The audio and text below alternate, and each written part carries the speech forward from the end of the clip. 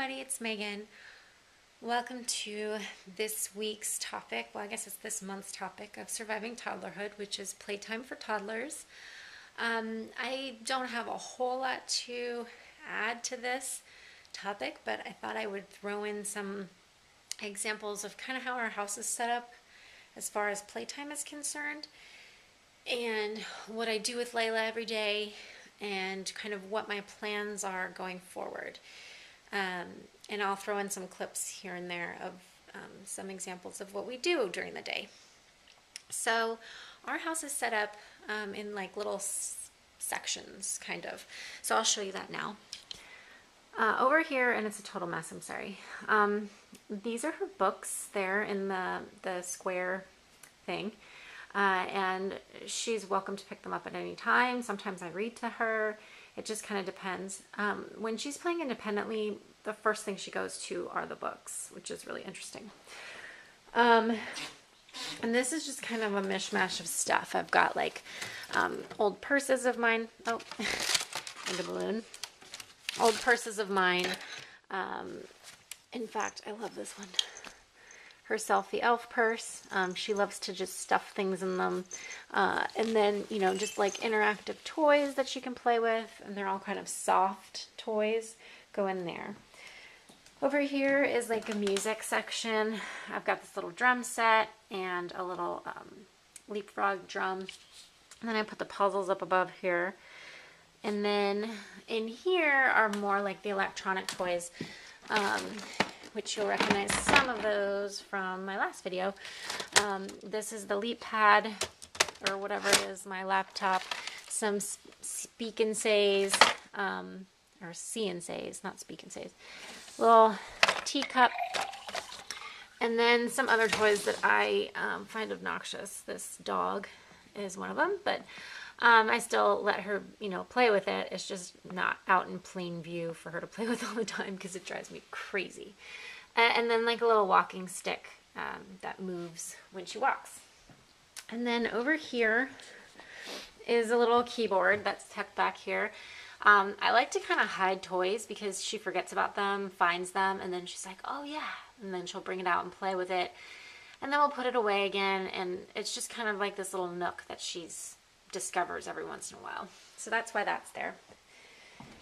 And then over here, behind here are blocks and this little car thing that she very rarely plays with anymore. In fact, I might take it out. Over here by the window is this little, this company's great. It's called BU. And it's like those things you find at the doctor's office. She kind of rediscovers this every once in a while and starts to play with it. So it's actually a really good toy. I got it at Target with the gift card. It's got like little things on the side to do and has all the letters and like animals and things like that. She likes that. And then over here is her kitchen, which I have a bunch of little things in there. There are fruits and vegetables inside, dishes and so forth, little pots and pans, little flour set, and a little mixer. So you can kind of see, oh, and then this is her shopping cart full of cans and cow. She likes to feed cow water from these water cups. So you kind of see like we have themes going on. In the basement we have some overflow toys. I've got this little barn here with animals, one of these tables, another piano, and a horse. This typically goes outside, but because it has metal framing, I like to leave it on the carpet if it's not outside, but it is typically kept outside. So these are just kind of like the overflow toys if we happen to be down here, and sometimes I'll switch these out with toys upstairs.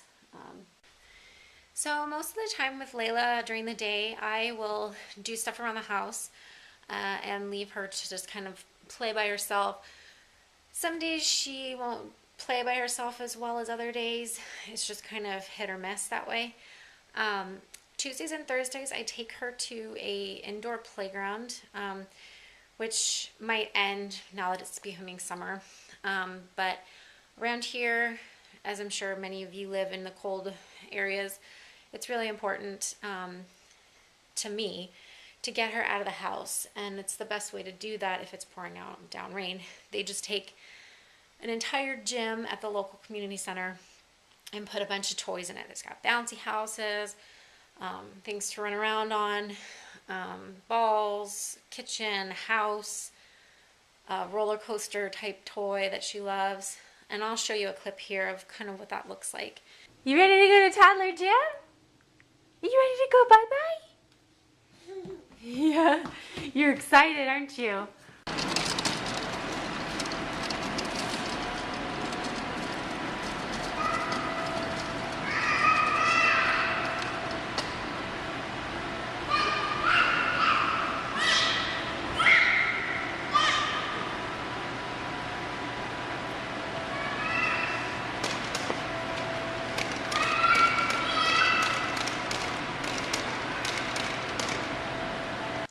Other than that, there's no real structure to our day. We kind of just go with the flow, so to speak.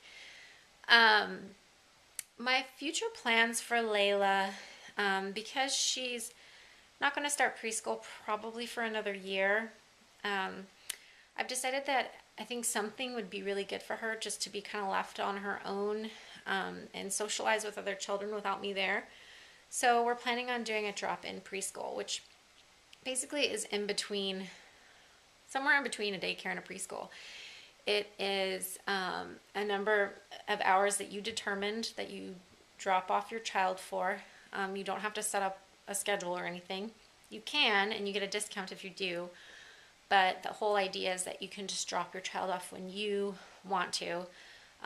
There's a maximum as far as how many hours you can leave her, but they have a structured schedule. So just similar to like a preschool, they've got like show and tell and story time and playtime. So it's definitely along the lines of what preschool would be like. So that's my plan for Layla in the future. That should be starting up in a month or so. And if you guys have any questions on that, feel free to leave a comment below. And thanks for watching, and talk to you soon.